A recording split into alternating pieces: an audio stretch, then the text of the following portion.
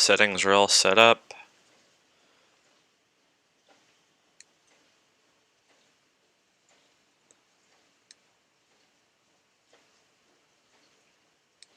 Alrighty.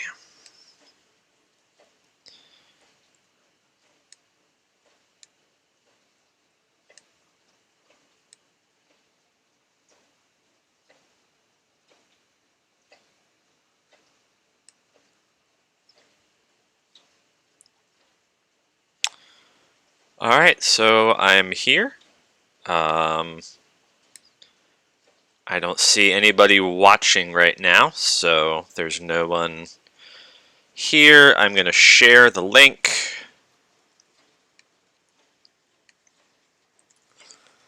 In Google Classroom.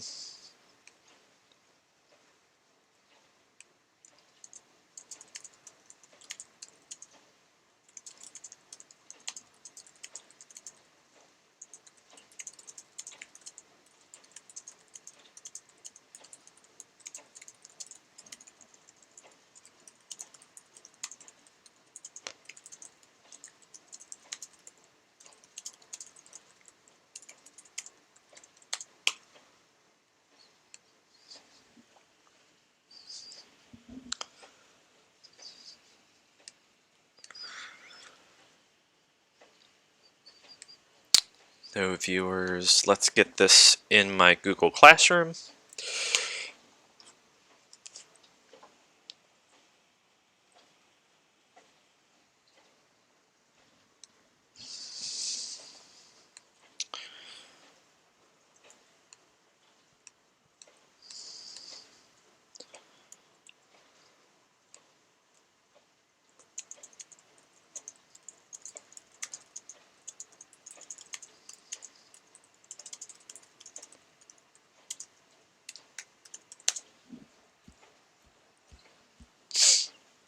Oh, don't touch my face, right?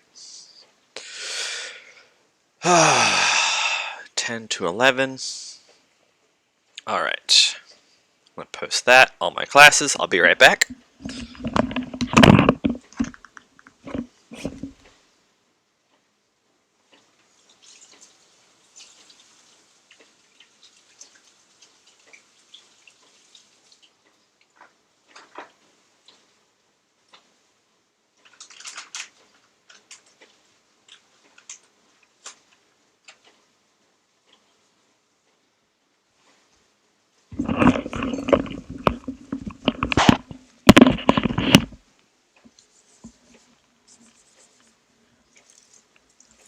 I am wiping down my workstation here. Make sure everything is clean, virus free. Alright.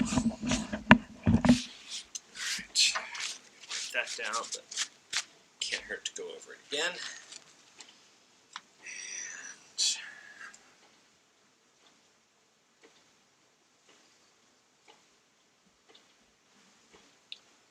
Hand sanitizer. Tissues are right here. That was kind of gross.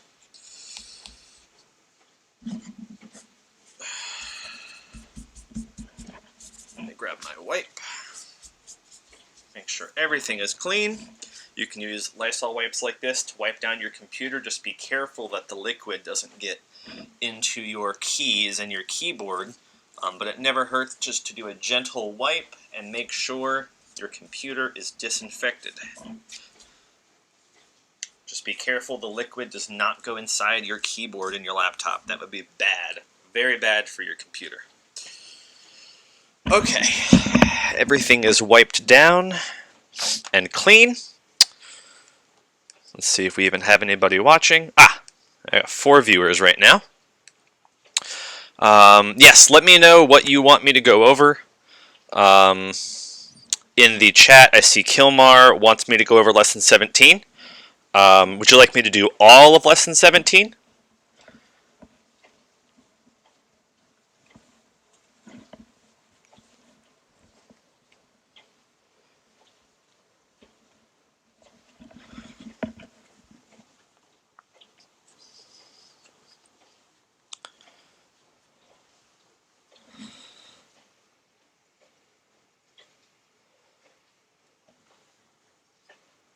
Okay, I'll assume that you want me to do all of lesson 17. There shouldn't be a super long delay. Alright, well, let's do that then. Alright, so I'm going to try to make this as interactive as possible. There's about a 10-second delay between when I say things and when you'll see things. So if you leave me a comment, it might take me 10 or 15 seconds to see the comment. So just be patient with that. It's not completely live and interactive, unfortunately. Let me get that set up so I can see my chat screen over here. And I can code over here. Alrighty. So let's go to Unit, and let's go over Lesson 17.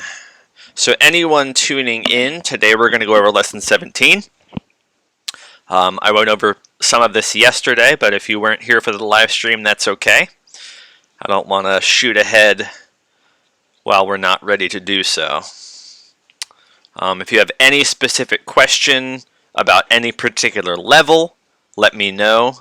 Drop a comment in the live chat, and I will do my best to respond to it.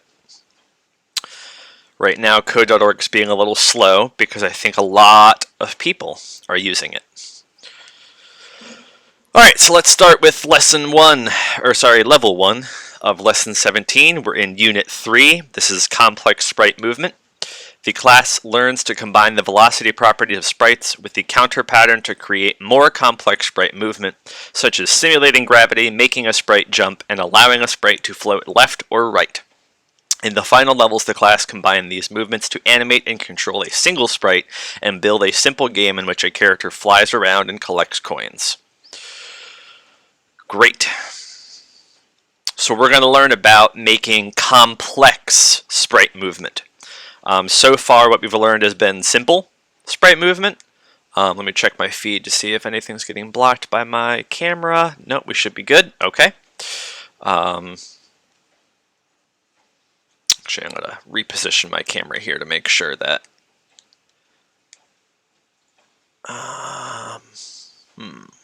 maybe up in the right corner over here is a better idea. So let's try that. All right. Okay, so part 2 here, level 2. Using the counter pattern with a sprite's X and Y property makes a sprite move smoothly across the screen.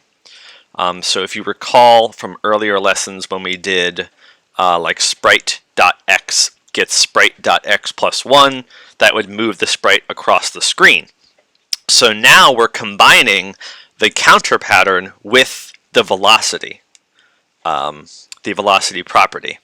So instead of adding 1 to the position like we were doing with our counter pattern before, we're adding to the velocity. So what's going to happen when I run the code? We're taking the velocity, and every time the loop runs, right, the loop's going to run over and over and over and over, the velocity is going to increase its value by 0.1. Think about what that's going to look like.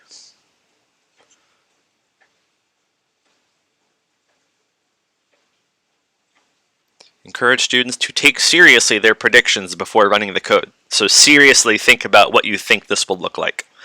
If you can't really imagine it, then that's okay. Take a second here. Oh, I have the answer right there. Oops. Oh well. So we hit run, and the sprite starts off slower, and it gets faster and faster and faster as it moves across the screen. So the velocity is increasing. In physics, we'd call that acceleration, but I don't think that really matters for this class. So it's a change in the velocity, which lets us make a more complicated sprite movement. Instead of having a sprite move smoothly across the screen, we can have it start slow and speed up and speed up and speed up, and then go real fast. But that's it for level 2. Nothing to code there. That's just a prediction level. Thinking about what is going to happen when the code is run. All right, velocity and the counter pattern. So as you just saw, using a sprite.velocityX property with the counter pattern will change a sprite's velocity during the program. This makes the sprite speed up. Well, it's hard to say. Do a little practice using this pattern yourself. So the program already makes a car move across the screen, but it's going very slowly. I already have the answers programmed in here, so I need to hit start over.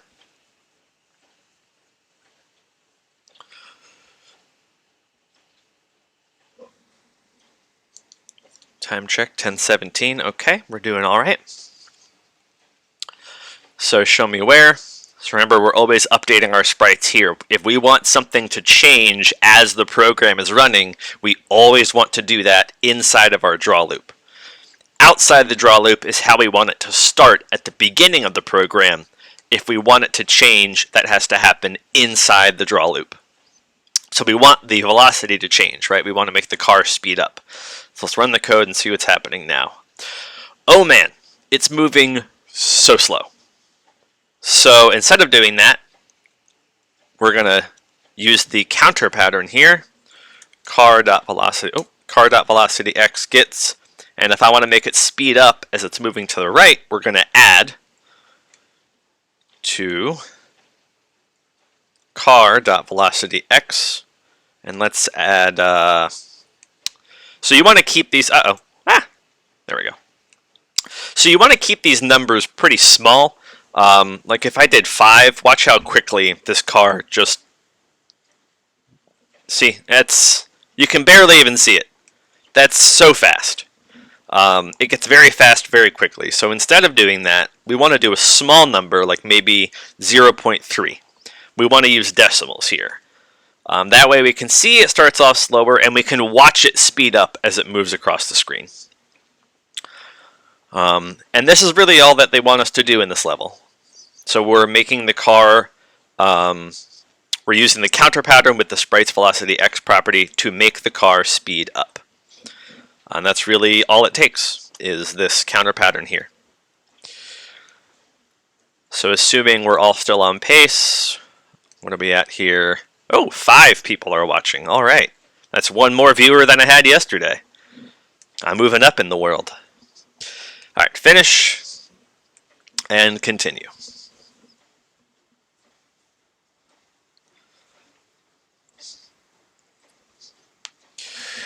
Version history, start over. So here I'm going to try to ask anyone following along to do this level on their own, and then we'll check in on the answer in a little bit. So I'll read through the instructions. There's also helps and tips here if you need them. What is velocity and what is the counter pattern? So don't forget about this helps and tips area that you can read through. The rock should speed up as it falls down. Can you use the same counter pattern with velocity y inside the draw loop to make the rock go faster and faster as it falls? So let's hit run. Right now it's moving pretty slow as it goes down. Yes, Kilmar, the packet is related to lesson 17. That is correct. But it should be independent from... I don't think you have to do the code.org work in order for the packet to be completed, if that makes sense. Like, you should be able to do it independently, but I think if you work through lesson 17 on code.org,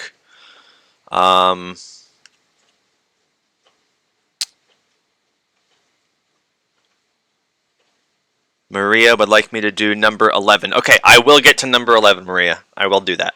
Kilmar, I would suggest we go through lesson 17 in code.org, and then you can try to tackle the packet. It might be easier to do the packet once we're done in code.org. And Maria, I will get to number 11. We will get there. Just hold on. Here, all right, can you use the same counter pattern? So while we're working up to number 11, Maria, you should follow along and just make sure that the answers that you have are the same as mine.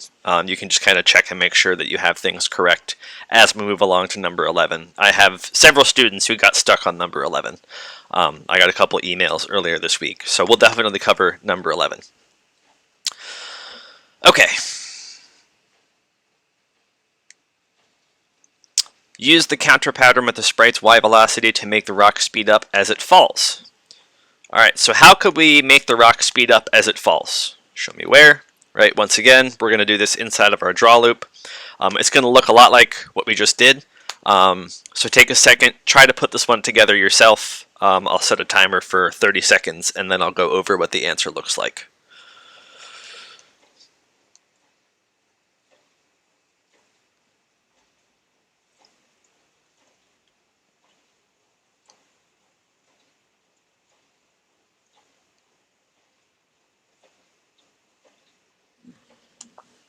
Alright, that seems close enough to 30 seconds.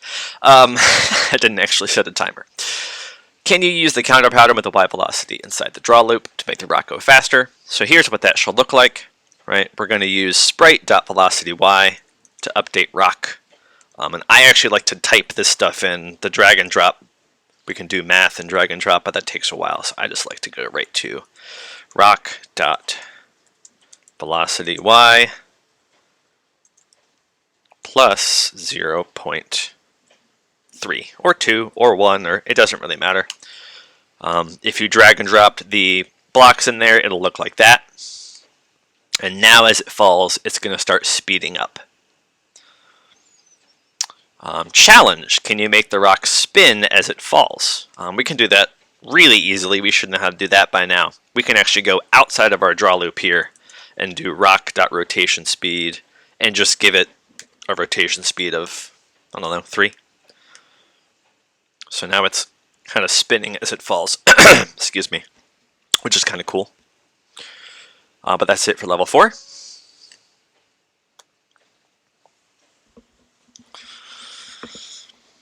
Level 5. I think level 5 is really similar to, okay, so yes. Level 5 is very similar to level 4, except the sprite's moving up instead of down. I already have the answer programmed in over here. So on line 7, so yours probably looks like this when you have the answer, right? So it starts off like this. The tricky part about this level is just that, whoops. The tricky part about this level is that we're using minus instead of plus. Because if you remember, do a show grid here so we can talk about the numbers. The y value is 0 at the top of our grid and 400 at the bottom. So in order to move up the grid, we have to subtract from the y value. So if we're going to change the y velocity to make it speed up moving up, we have to subtract from the y velocity. It's a little tricky to remember that stuff sometimes, but actually if you do skip ahead, we're not going there right now, but if you look at level 14, there's a reference guide there about whether positives and negatives are making things move left, right, up, and down, and how to slow down and speed up, and all that stuff is located on the reference sheet there. But your answer for number 5 is going to look something like this. 6, I forget what 6 looks like. Let's take a look once it loads. Yeah, so 6 is a little more complicated, just in terms of what they're asking us to do. So let me start this one over so our code is fresh. So I already had these answers in here from when I did this earlier. Alright, now that you've had some practice speeding things up, can you use the counter pattern to slow sprites down? The car is going to run into the water. Oh no! Let's run the code and see what happens. Yep, and there it goes, right into the water. That's not good. You'll need to use the counter pattern to slow it down. So use the sprite.velocityx block with a counter pattern to slow the car down by 0.25 as it moves across the screen. Discuss with your partner what do you think will happen when the car finally stops. So let's take a second and address that. Maybe write your answer in the live chat here on the right. There are 3 of us right now watching, so maybe 1 or 2 of us could try to take a guess at an answer. What we're going to do, let's ask this question first. How are we going to slow the car down? If it's moving to the right, it has a velocity x of 10 to start.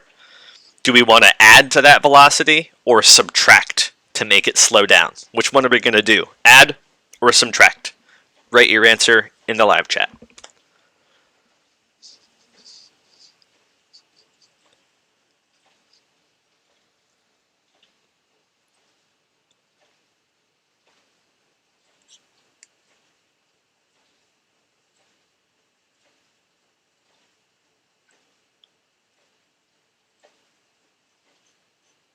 Subtract. Very good. Subtract from the velocity. Maria is correct.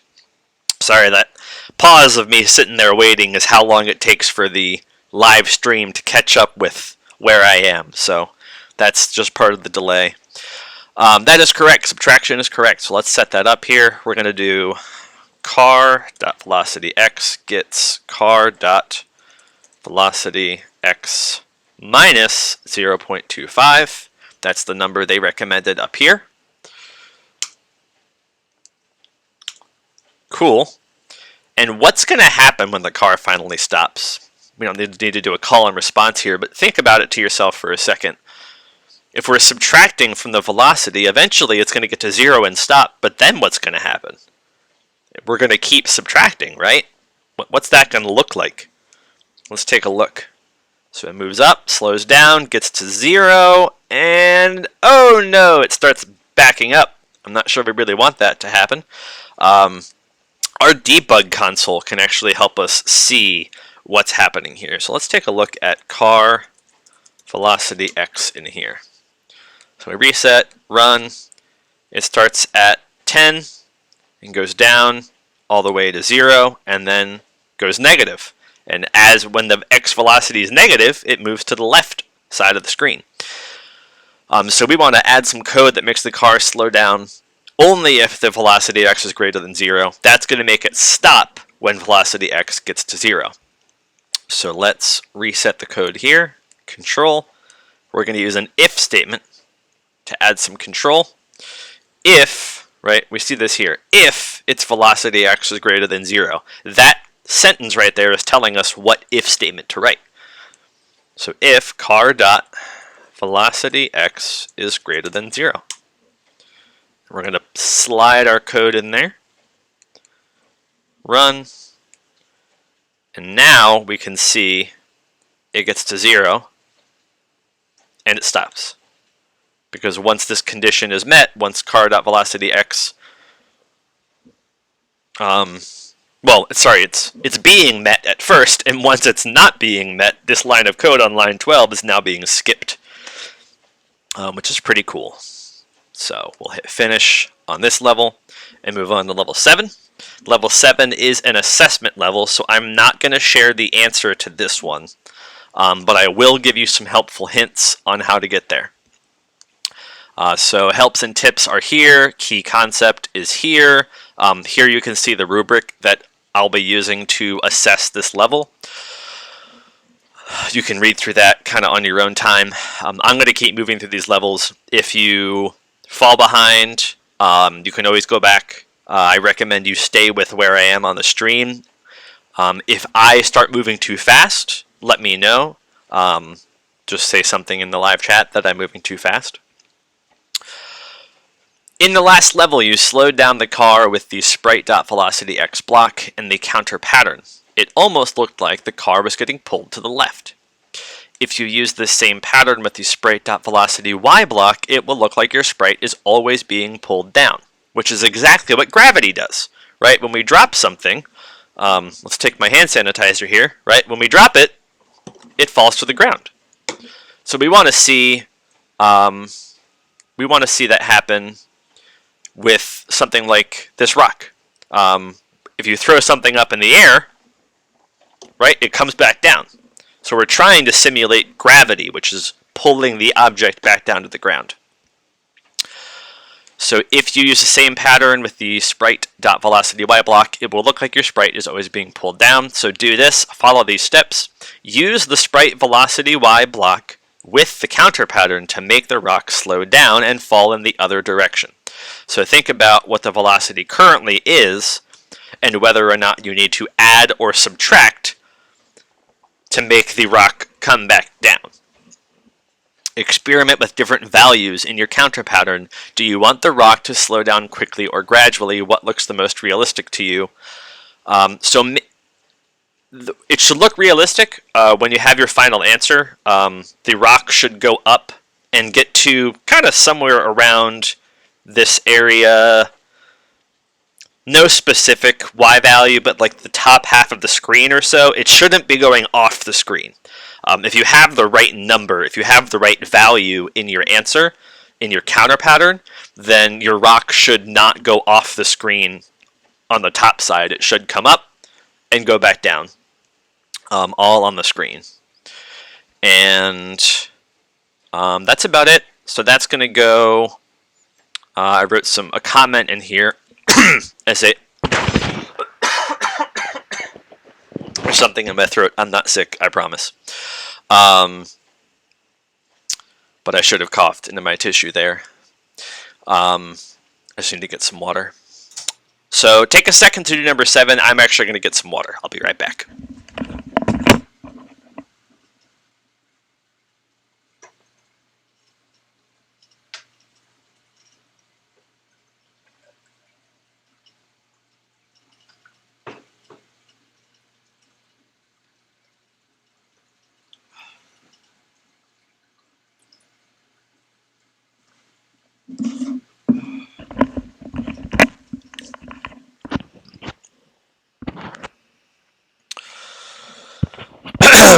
Okay, we are back.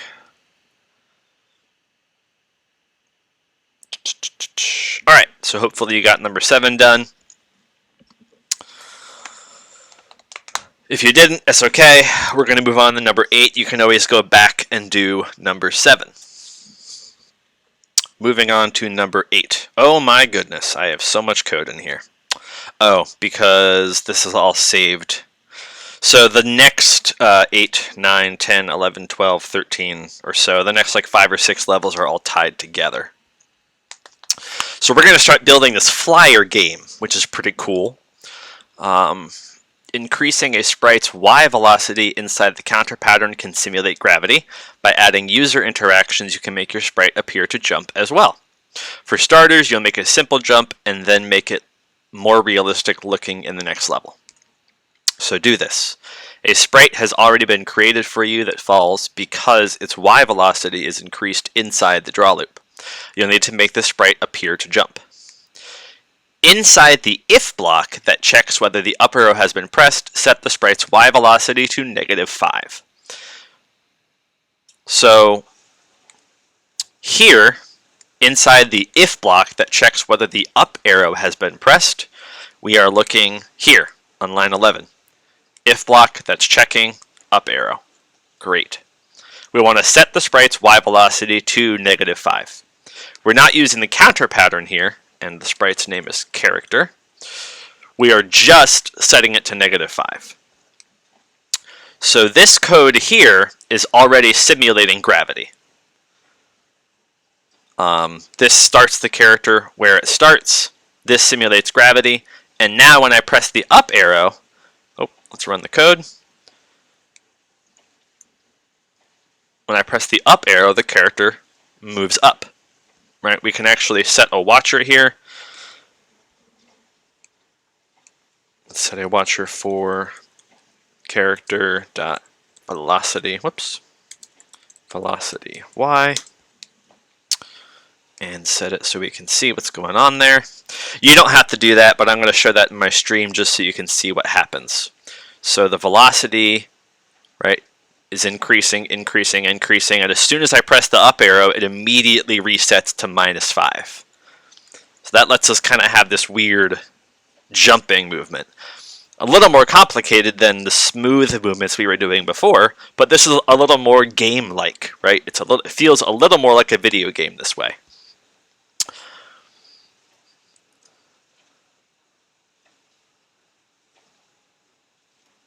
So let's discuss this question. How could you jump higher or lower? How could you make it jump more? To make it jump higher on the screen, would this be a Should we do -10 or -1? Let's ask that question. Should we do -10 or -1 to make it jump higher? I'm going to try -10. I'm hoping that you guys answered -10 in the answer, because when I do that, now it jumps super high. Wow, that's way too high. I'm going to go for 6. Make that my final answer here. That seems pretty good.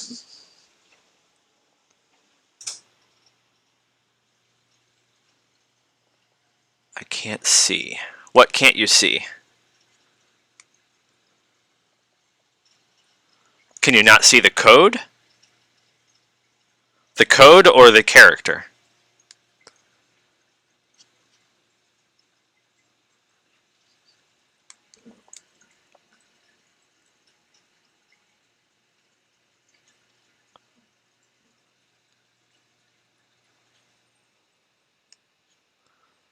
Oh.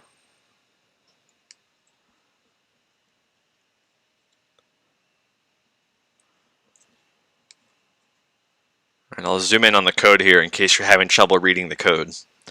We did character.velocity gets -6. And we did that on line 12 of our code. Is that helpful?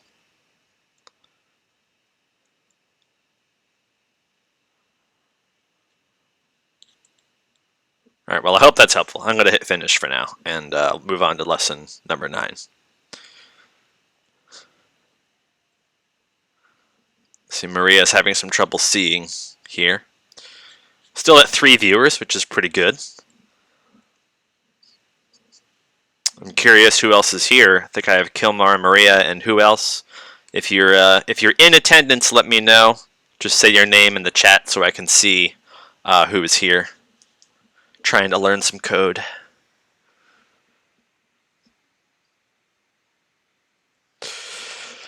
All right, lesson 9.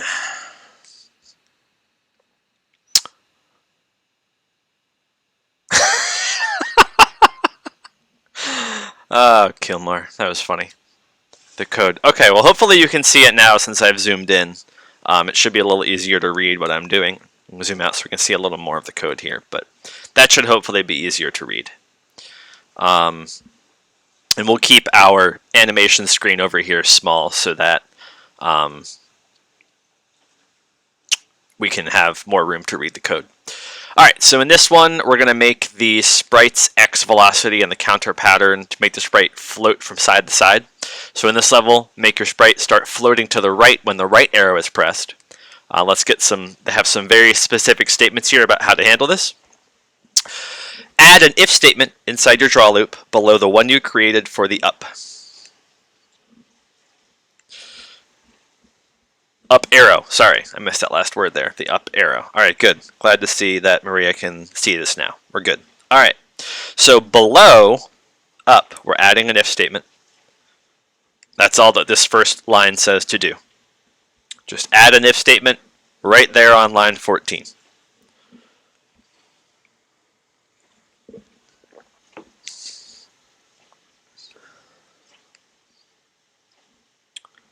Use the key down block to make the if statement respond when the right arrow is pressed. So we want to use the key down and right. Inside of the if block, use the counter pattern with the sprite.velocityx block to add 0.1 to the sprite's x velocity. So we're going to use the counter pattern here. Go back to that variable gets variable plus or minus something. So we do character.velocityx gets character.velocity. Uh-oh, we're off the screen now. Let's see if I can make this a little bigger. Character.velocityx plus 0.1. Okay. So hopefully we can see all of that without any sizing issues. I'm going to hide my toolbox and zoom in a little more. So that's that when I wrote that code here. Great. So now I run the code, and I can kind of make my character float to the right. Oh no, but the left arrow is not working. We're going to address that in number 10. Oh, I'm going to leave this open for a second, just to make sure you guys have the answer ready to go. If key down right, character.velocityx gets character.velocityx plus 0.1. So it floats to the right as we're pressing the right arrow, which is pretty cool. So we'll hit finish. Number 10 is going to have you set up the same thing, but for the left arrow. So I'm actually going to have you guys try to figure this one out on your own. And then in about a minute or so, I will go over the answer, and we'll see if you got it right or wrong. So this is a good way of testing to see whether or not you understand what it is that we're doing, if you can do it on your own. So I'll read through the instructions and then give you a minute to piece it all together. So in the last level, you got detailed instructions on how to make the sprite start floating to the right. This time you'll need to make your sprite float to the left on your own. You should be pretty comfortable with using velocity and the counter pattern together at this point. If you're having trouble, talk to a neighbor, review some past levels. If you're having some trouble, say something in the live stream chat, and then maybe another student can respond. You guys can help each other out.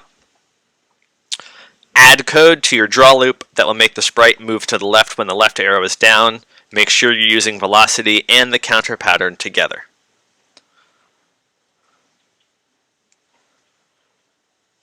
So you're going to make kind of like what you made for the right arrow here, but you're going to do it for the left and make it move to the left. So it's going to be a little different.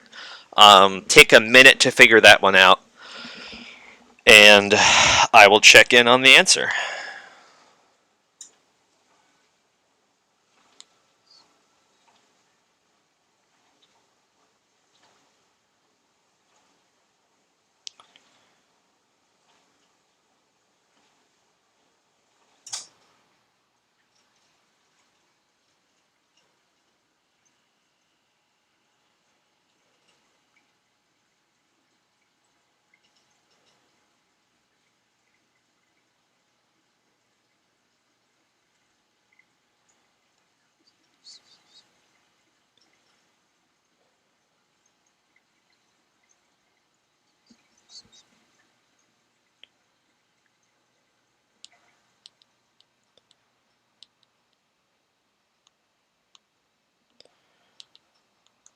Alrighty, let's go ahead and go over the answer here.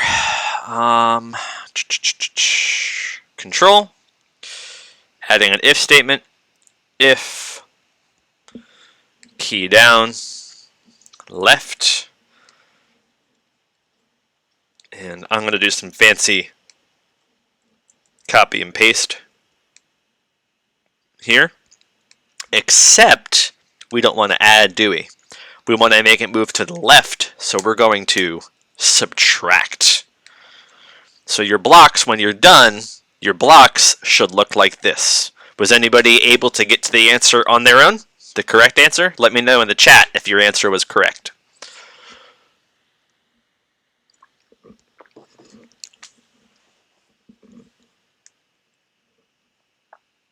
Oh, I'm down to 2 viewers.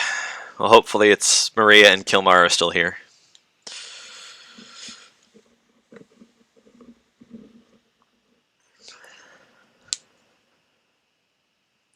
And by the way, if you guys, if you have the cell phone numbers of other classmates that are in this class, you should let them know that I'm doing this live stream Monday through Friday at 10 a.m. to 11 a.m. I'm going to be doing this live stream every day during the week until...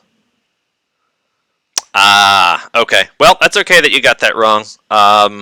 Right, we'd only be adding if we wanted to make it move to the right side of the screen. I'm actually not sure if I'm pointing to the right or left. If you're... Let me check my preview here. Am I pointing to the right? No, I'm pointing to the left. Okay, so it's flipped. This is the right. Yeah, okay. So if you want to make it move to the right side of the screen, you want to add, and then to make it move to the left side of the screen, you want to subtract. And also, yeah, another note, if you have the cell phone numbers for any classmates who might be interested in this live stream, let them know. Monday through Friday, 10 o'clock, I'm just going to be here every day doing whatever I'm asked. You know, if you guys want to go over lesson 17, start to work on lesson 18, go back to lesson 5 and review parts of lesson 5 or something, I'm game for whatever, as long as students are learning code. Cool. So we run the code here, and now our character, left, right, makes him move to the left, and right makes him move to the right. But there's kind of this slow down, speed up effect, right? He doesn't move to the right immediately. It's kind of this gradual effect. It's very interesting how that works. I'm not sure when the lesson's due, Maria. There's some conflicting information on whether or not we're submitting grades. So I would say that I know that we're all trying to kind of adapt to this online learning platform, this new way of learning for the time being. I would say let your classmates know. I would expect them to have lesson 17 done by early next week, Monday or Tuesday, and then we can kind of move on from there. But I'm not really sure when I'll actually be putting grades in for it, because I'm not really sure what the expectations are around that.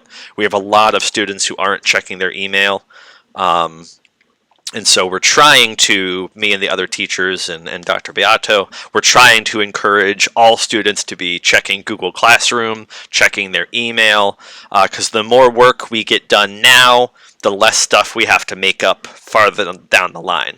If they're, so we'll try our best to get everybody in here. All right. So we'll hit finish, and now we're finally on part 11, which is what Maria was here for. Finally, 40 minutes later. It's okay. Some of these lessons are supposed to take about an hour to get through, so it's to be expected. Add a coin. Ah, yes. Okay. Yeah, this is a super easy place to get tripped up. There's a lot going on here in lesson 11, or level 11 rather. In the next few levels, you add to your program to make a simple game. In this game, the player will collect points to increase the score. This is a good chance to see how different kinds of movements can affect the way a game feels. It will also help you to practice programming skills. So do this. In this level, you'll be adding a new coin sprite to the game. You should be working at the top of your program outside the draw loop. No, I do not know when we're coming back to school. There is no specific date given yet. Currently, we'll be off next week for the closure, and there's the week after that. The week after that is spring break. Yeah, and I know it kind of sucks to be stuck at home, which is why I wanted to do this live stream. Just, at least every day during the week to give us something to do, help us connect with each other. And if we can get more classmates in here, I think it would be a lot of fun to see how lively the live chat could be with more students. And I might even reach out to other schools and try to get more students in from there. Because I would love to have a live stream and a chat with 20, 30 students who are all really into learning code. I think that would be a lot of fun.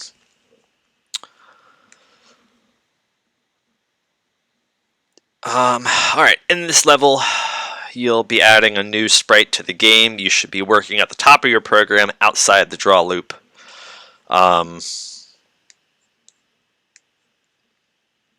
Use the create sprite block to create a new sprite. Make sure to give it a descriptive name such as coin. So we're going to use create sprite to make a new sprite. So that's right here, var sprite, create sprite. Give it a descriptive name such as coin.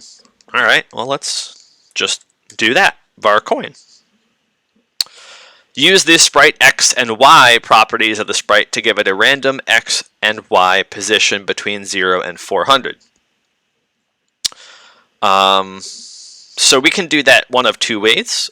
We can change these numbers here. Right, this is the X position and this is the Y position. Or we can create some new lines of code that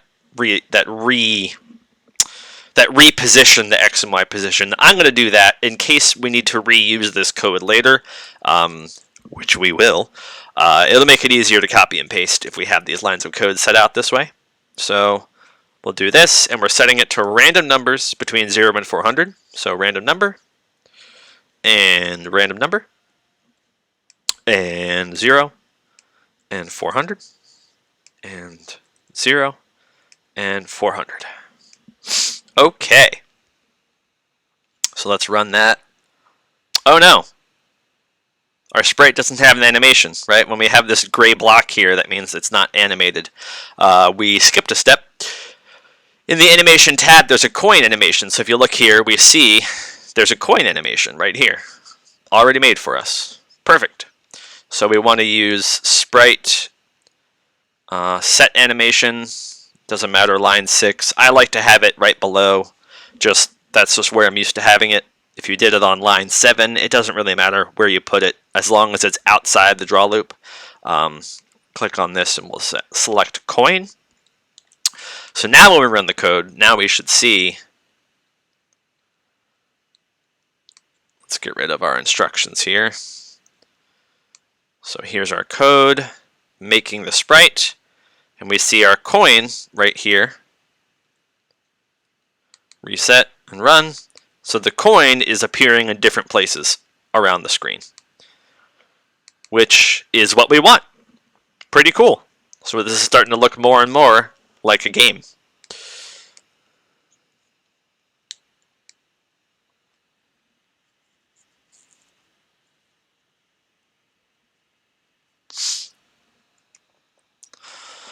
When your character touches the coin, you should reset it somewhere on the screen.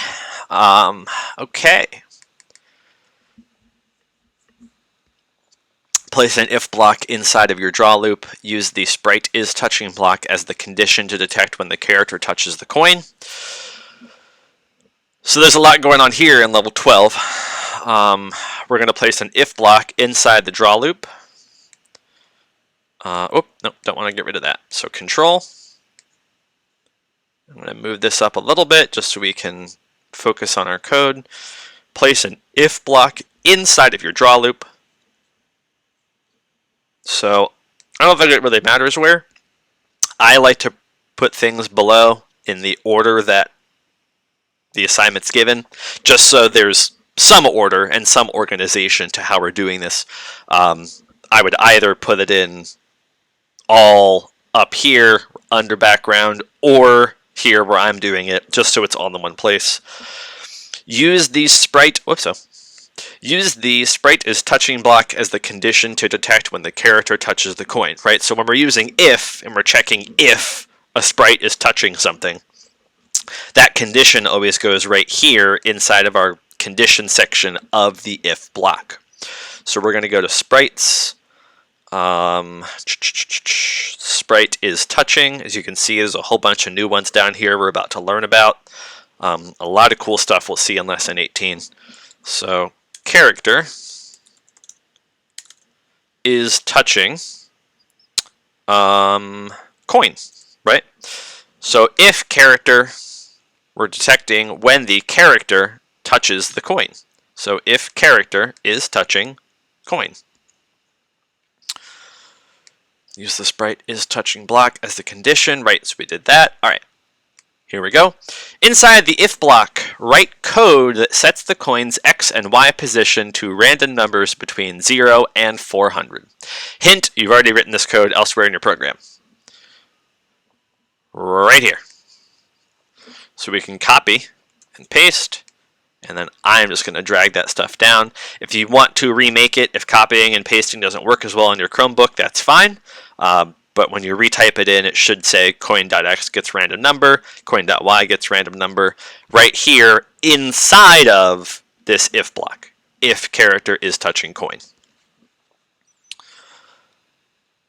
So test your code before moving on. When your player touches the coin, it should move somewhere else on the screen. So let's run our code. And now every time we hit the coin, it moves somewhere else on the screen, which is pretty cool. Kind of play around with this for a minute.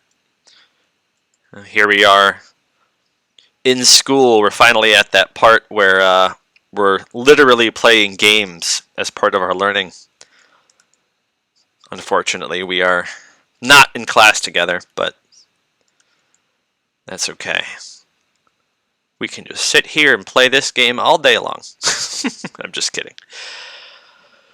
Alright, so let's finish this up. Part 13 lets us add more to this. It's really open-ended, so you can. This is where I want you to really think about all the different things we could do to make this game our own. We should be able to share, so I'm going to set something up on Monday. I'm hoping to get more students on Monday at 10. So if you guys can let your friends know to do this live stream Monday at 10 o'clock, then if we can get a whole bunch of students to make a game, then we can use our share button here and share the game with each other, and we can all play each other's game, which would be a really fun kind of way to interact through this virtual space. For now, we're making this game our own, so you now have the basic mechanics of your game in place. So it's time to make it your own. What do you want to happen? Should the character get points every time it collects a coin? Can you add a scoreboard like you learned in the last lesson? Do you want to make another coin? What about a bad coin that takes points away? So I really want to encourage anyone watching to make this level their own. Think about anything you want to add to make this more like a game. I am going to add a scoreboard and a bad coin that takes away points, but you feel free to add any other element you think would be cool. You can add more sprites, you can implement a ground and make it so that the character, might be a certain point where the character stops along the ground or something. Feel free to code this however you want. We really should be able to start customizing these games how we want to see them, and I encourage you to do so. Alright, so what I'm going to do, I'm going to first add a scoreboard. So to add a scoreboard, we need to add text. And I see it's 11 o'clock, we're out of time. I'm going to go overtime here. I started the stream a little late, so I'm totally fine to still be here. The text, yes, because if the text is not inside the draw loop, what's going to happen is the background in the draw loop is going to draw over it, and it's going to cover up the text. So anything we want to draw in our code needs to be in the draw loop in front of background, or underneath, I should say, underneath the background code, so that the background does not cover over it as the code is running. That's a good question, though. Very good question. So text score, let's position it at 0.50, and let's do text size. Not like that. Text size 20. So here we can see it says score up here in the upper left corner, which is pretty cool. Just as an example, I'm going to show, why this needs to be in the draw loop. If we do it outside the draw loop, it doesn't show up, right? Because the background is being drawn on top of it, and we don't want that to happen. So we do want it to be here inside of our draw loop. Yes, I'm going to give feedback on, particularly on on the packets once those are submitted, and on level 7, which is the assessment one. Since level 7 I'm not showing you how to do it, my plan is to go over it myself and give you feedback on it. If you want feedback on anything else specifically, if you're building your own thing on level 13 for example and you want feedback on it, just shoot me an email and say, hey Mr. Arnold, I want some feedback on level 13, and I'd be more than happy to look at it. I have plenty of extra time to do so. So with only about so far 6 or 7 students total who are who seem to be participating at this point, I have lots of time to give feedback. All right, so we get a scoreboard up there. The next thing we want to do is text. We want to capture the value of the score. Score. And actually, to do that, we have to make a score variable that's storing the value of score. So we're going to do var x, and this we do want to do outside the draw loop, because it's something we're setting up at the start of our code. So I'm going to do var score gets 0. And this is really important. So see what happens if I do this. I'm going to position this at 100.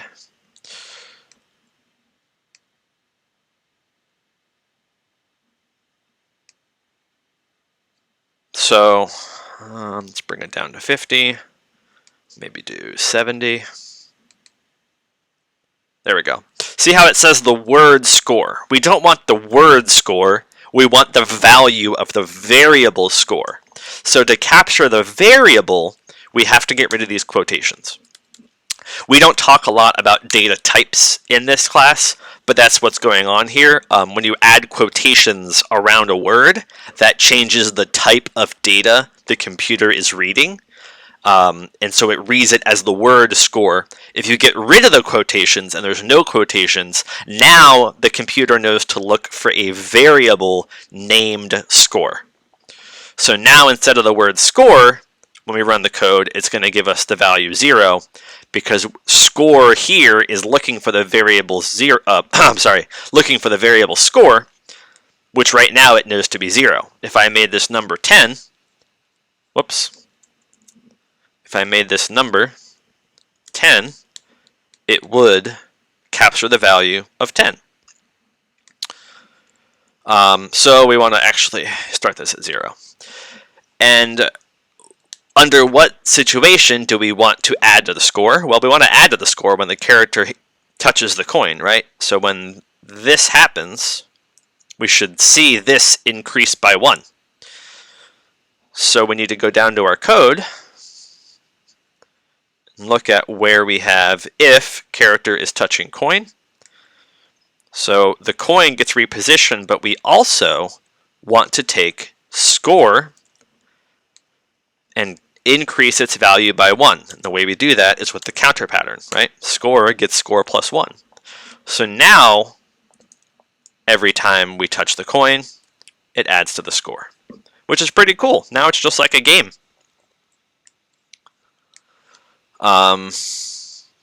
Which is cool stuff.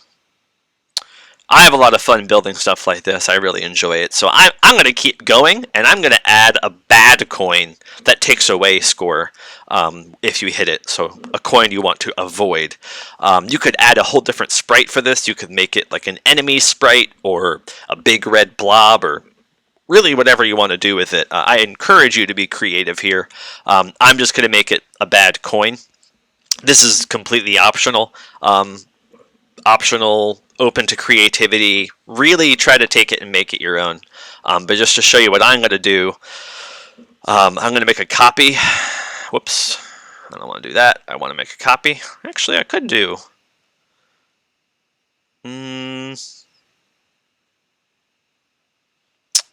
Nah, I'll just do a copy of the coin. So here, we're going to name it bad coin. And we want it to look a little different, so I'm going to start giving it different colors. I'm going to use some schemes of red. Red usually means bad, right? So this paint all pixels of the same color. It's going to take any pixel of the color that I click and change its color. It's a pretty nifty feature. You don't have to be this detailed about it. I'm just doing this to make it really, really obvious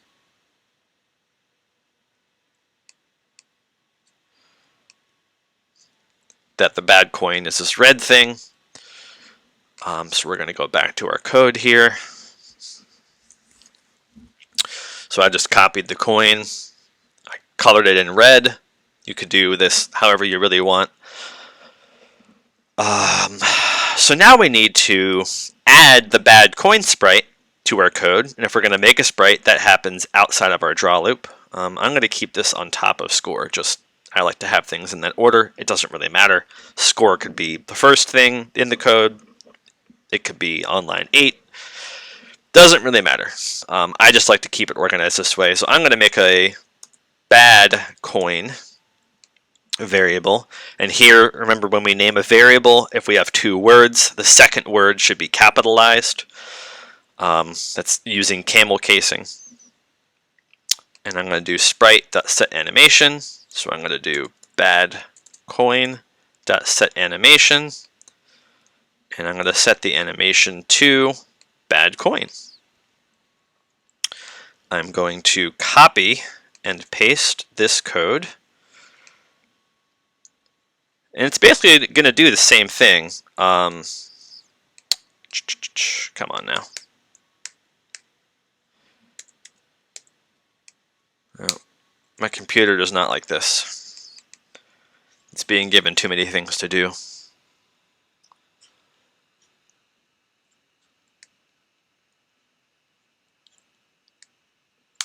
There we go. Badcoin.x. Come on. Nope. Oh, I see what's happening because my toolbox. Okay, it doesn't like it when the toolbox is closed. Badcoin.y. There we go. I'm going to shrink this so we can see more of our code. And down here, we have the code if character is touching coin. All these things happen. I'm just going to copy and paste this and just change a couple things. So if character is touching bad coin, we still want bad coin to reset its position. And we want score to be score -1.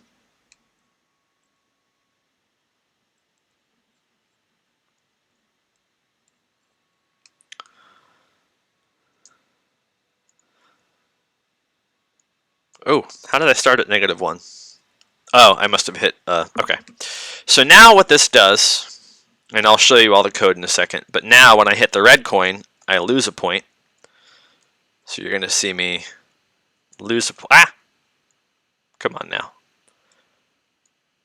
There we go. Oh no, see, I'm losing points when I hit the red coin, but if I can get over there to that yellow coin, I'm going to get those points back.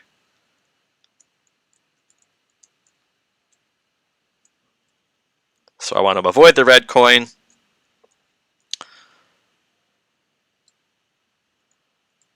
Pretty easy to avoid. You could definitely set it up. You could add another fun idea that you might want to try on your own, and let me know if you can figure out how to do it, is set it up so that the character can't leave this space. So you could have it maybe so that if character.x is less than 0, character.velocityx gets 0. So if it tries to go off the screen, it'll stop, which might be a really cool way to keep it from flying off the screen like that. You could try something like that. You know, I'm here. You guys are still here. I'm going to code that up just for fun. This is all totally optional stuff, but I'm just going to draw that up because that sounds like a fun thing to do. So I'm going to reset the code and run. Oh, no, I'm not going to run the code. I'm just going to reset. And I'm going to make another if statement. if character dot x is less than 0. Oh, you want to make the coin rotate. So if you want the coin to rotate, that's going to be sprite.rotation speed. If you want it to rotate, if you want it to change as the game is being played, you would put it in the draw loop. But if you just want it to rotate normally, you could do in here. I would put it up above this, so it's all. I like to keep all my code kind of in the same place. We could do coin rotation speed. Am I going to put this video in the Google Classroom? Yes. So all of my streams get recorded, and then I upload them into the Google Classroom for anybody that wants to watch them. A really cool feature with YouTube, I'm sure you guys know, is that you can speed up videos. So that if I'm moving too slowly, or you can slow it down if I'm moving too fast. But I would set coin.rotation speed there and run the code. And so now you can kind of see the coin is spinning. Now these coins are a little too small. Let's do coin.scale gets 2. And bad coin.scale gets 2.5. There we go.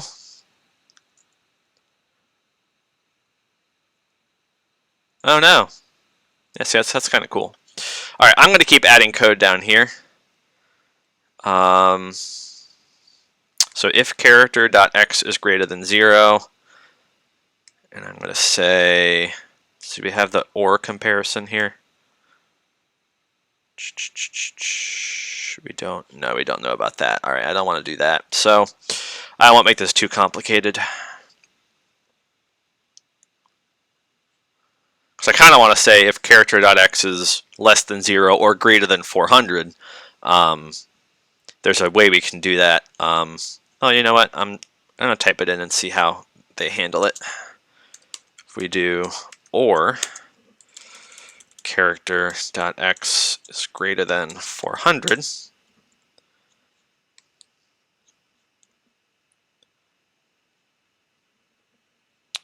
you might be thinking, whoa, what did I just do? So that double, the double lines, it should be right below your delete key. I think it's if you hold shift and press that button right below your delete key, you get those straight up and down lines. 2 of those lines means in the code or. So if character.x is less than 0 or character.x is greater than 400, I want my velocity to stop. So I'm going to do sprite.velocityx. I'll do character.velocityx gets 0. Let's see if that works the way I intend it to.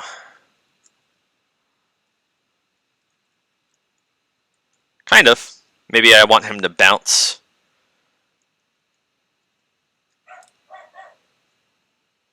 Oh no, it's making him stick on the right side of the screen.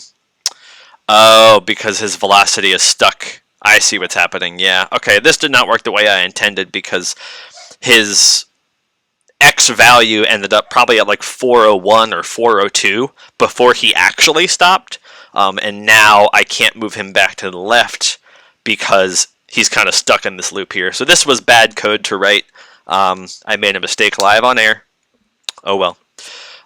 There's probably a better way to make that happen without having to manually code it. Sprite.bounce and bounce off is probably how we're going to handle that, and I think we cover that in lesson 18. So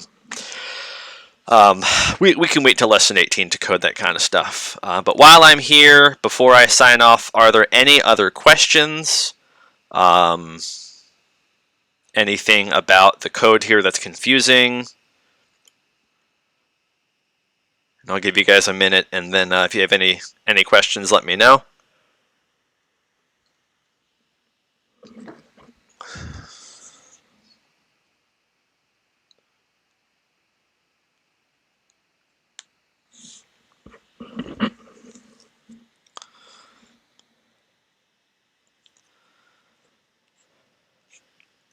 I don't know if I answered this already, Maria, but yes, I am going to put this video in the Google Classroom.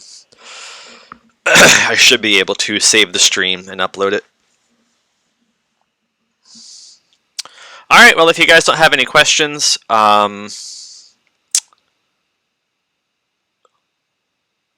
good. Okay, cool. If you don't have any questions, the only note I'll have is tell your friends, text them that I am doing this. I'm going to try to be consistent and do this every day at 10. And if we have more students show up to watch the stream, hopefully we can get some more participation and make this a little more interactive and kind of fun to do as we're moving along. Because we're right about at the point where we're going to start literally building video games with our code, which I think is so much fun. It would be a shame for anybody to miss out on that. I think anybody who can possibly access YouTube to at least watch the stream, but if not, just watching, having the code set up, you can watch the YouTube on your phone and then code on your computer.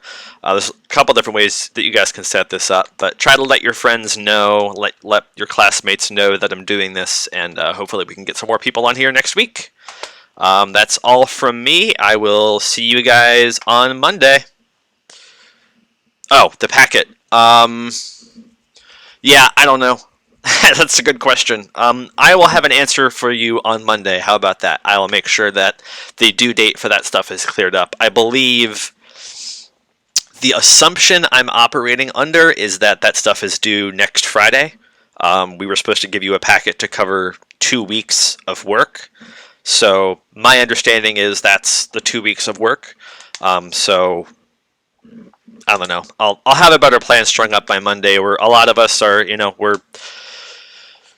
we're not getting a whole lot of information on how long this is going to be, how long we're going to be doing this. I am just trying to do the best I can to adapt and make sure I can still teach code to anybody that wants to learn it. So I'm not. I wouldn't stress about due dates. I'm not stressed about due dates. Do get it done, and let me know when it's ready for feedback. Shoot me an email if you finish it and you want to go over it with me. If you have any particular questions and you want to do like a one-on-one Google Hangout, or you want to do like a Zoom meeting where we could actually meet on our laptops and actually have a conversation kind of face-to-face, if you have any questions about stuff on the packet or code or whatever, let me know. You can shoot me an email. george.arnold@pgcps.org. Let me see if I can find a way to get that up on the screen here. Add text.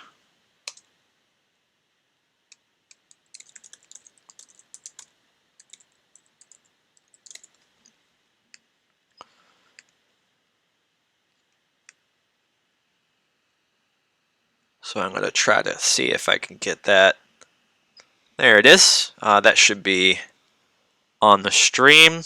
I'm just learning how to use this live streaming software right now, so bear with me if there's technical glitches. Let me check my stream here that you guys should be seeing.